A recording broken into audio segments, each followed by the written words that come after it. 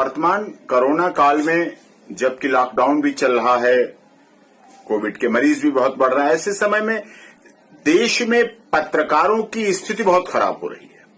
उनके ऊपर बहुत एक तरह से दमन से चल रहा है शासन, प्रशासन और पुलिस का। इस बात की शिकायतें पूरे देश से मेरे पास आ रही हैं।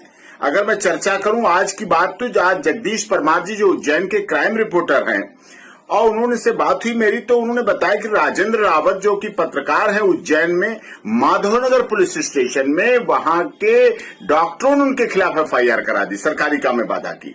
जबकि बात ये साफ तौर पे है कि वो अपनी रिपोर्टिंग कर रहे थे। हाँ, एक मरीज को जमीन पे सड़क पे लिटा रखा है, उसकी रिपोर्टिंग वो नहीं करेंगे, वो नहीं दिखाएंगे तो कौन दिखाएगा।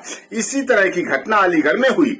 प्रदीप शर्मा जी जो कि विवेकानंद कॉलेज में काउंटिंग की रिपोर्टिंग कर रहे थे कि किस तरह से पुलिस ने मास्क नहीं लगा रखे हैं, प्रयोग नहीं कर रखी है, तो वो प्रदीप शर्मा जी पत्रकार हैं, संपादक है शेष प्रश्न अखबार के अलीगढ़ में, तो उनके ऊपर भी मुकदमा दर्ज कर दिया गया वहां इसी बात का, और गिरफ्तार करके रखा गया लोधा पुलिस स्टेशन में।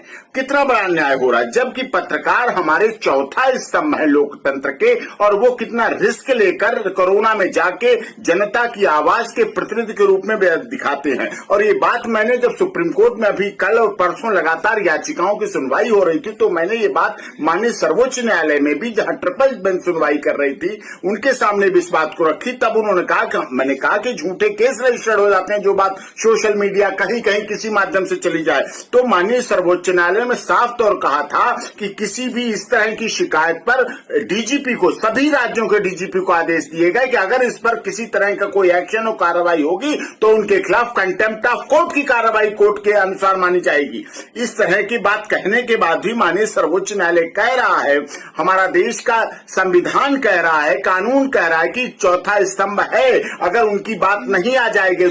मीडिया तो सूर्य की तरह है, जब पहुंचेगी तो बुराइयां दूर होंगी, बीमारी दूर होगी, अपराध खत्म होंगे, वो चीज सामने रखते हैं। और इस तरह की ऐसी बात आने के बाद उनके ऊपर, चाहे उज्जैन की बात हो, माधवनगर की हो, चाहे अलीगढ़ थाने की बात हो, लोधा थाने की बात हो, प्रदीप शर्मा जी की बात हो, राजेंद्र रावत जी की बात हो, पत्रकारों पर इस तरह के केस रजिस्टर करना पूर्ण रूप से गलत है। और देश भर के पत्रकारों की इस बात की शिकायत है कि ऐसा नहीं होना चाहिए। सबको साथ देना चाहिए। दवाई कड़वी है लेकिन फिर भी आपको स्वीकार